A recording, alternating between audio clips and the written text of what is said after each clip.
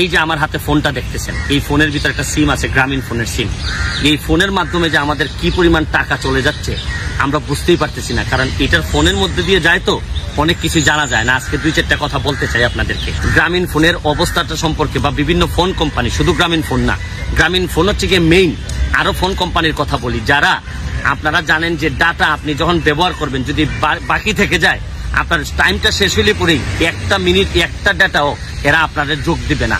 মাননীয় মন্ত্রী, যিনি আমাদের এই যে মন্ত্রী আছেন টেলিযোগাযোগ মন্ত্রী, উনি সংসদে বলেছেন কি যে বারবার আমরা বলার পরও এরা শুনে না, এরা মামলাতে চলে যায়। এর মানে হচ্ছে কি রীতিমতো আত্মসমর্পণ করার মতো। আমার মাননীয় মন্ত্রীর কাছে একটাই প্রশ্ন, যদি আপনি একা এগুলা কন্ট্রোল করতে না পারেন তাহলে সারেন্ডার করেন। মাননীয় প্রধানমন্ত্রী, আপনি একটা তদন্ত করে দেখেন যে এইসব জিনিস নিয়ে মানুষ কথা বলতে পারে না, মানুষ জানে না এই ডাটা কি, মানুষ জানে না গ্রামীণ ফোনের পেছনে কি আছে, মানুষ জানে না এই ফোন কোম্পানিগুলা কিভাবে আমাদেরকে লুটপাট করতেছে। আপনি একটা এক্সপার্ট কমিটি করে দেন, কারণ এরা আপনার সামনে গেলে যে আচরণ করে, আমার বিশ্বাস এই ধরনের এই যে নোবেল বিজয়ী, আমাদের যিনি নোবেল বিজয়ী, উনি যা করতেছেন তাই এই দেশটাকে সর্বশান্ত করে ছাড়বেন। পদ্মা সেতুর বিরোধিতা করে উনি কিন্তু থেমে যান নাই।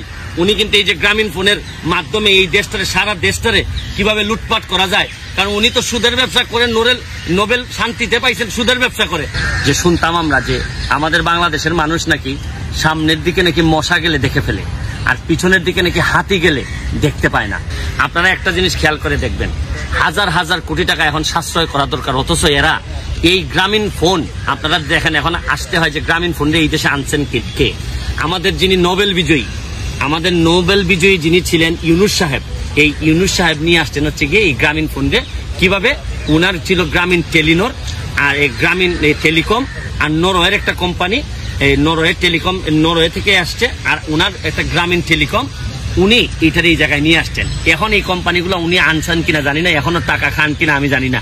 এই নোবেল বিজয়ী আমাদের এই বাংলাদেশে নোবেল বিজয়ী ভদ্রলোক যে কি করতেছেন, পদ্মা সেতুর বিরোধিতা তো করছেনই, এখন এই সময়ে যেখানে আমরা সবাই সাশ্রয়ী হইতেছি, এইখানে কোথাও দেখছেন যে একটা ডেটা যেটা আমরা এমবি কিনি, সাধারণ মানুষ যারা এমবি কিনে, তারা কখনো শুনছেন যে নির্দিষ্ট সময়ের মধ্যে এমবি থাকলে এটা ফেরত দেওয়া হয়?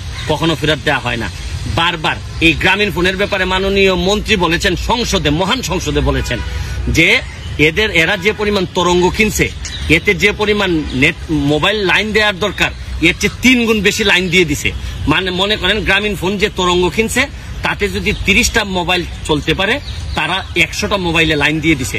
যার কারণে দেখেন আপনারা ইদানিং ব্যবস্থা নেওয়া হয়েছে যে গ্রামীণ ফোন আর নতুন সিম বিক্রি করতে পারে না। আমি জানি না আপনারা জানেন কিনা, আমি সুপ্রিম কোর্টে দেখছি অ্যাপিলেট ডিভিশনে 12,000 কোটি টাকা দাবি সরকারের গ্রামীণ ফোনের কাছে, মাত্র 2,000 কোটি টাকা দিছে, 10,000 কোটি টাকা এখনো তো মামলাই পড়ে আছে, হাজার হাজার কোটি টাকা পিছন দিয়ে চলে যাচ্ছে। আমার কথা হচ্ছে, আমি আমার মাননীয় প্রধানমন্ত্রীর কাছে বলতে চাই, তাইলে এই যে আমাদের নোবেল বিজয়ী ইউনুস সাহেবের, এরা কি ভাব শীর্ষ আমাদের বিটিআরসিতে, তারা কি কোনোভাবে এটা কন্ট্রোল করতে পারেন না?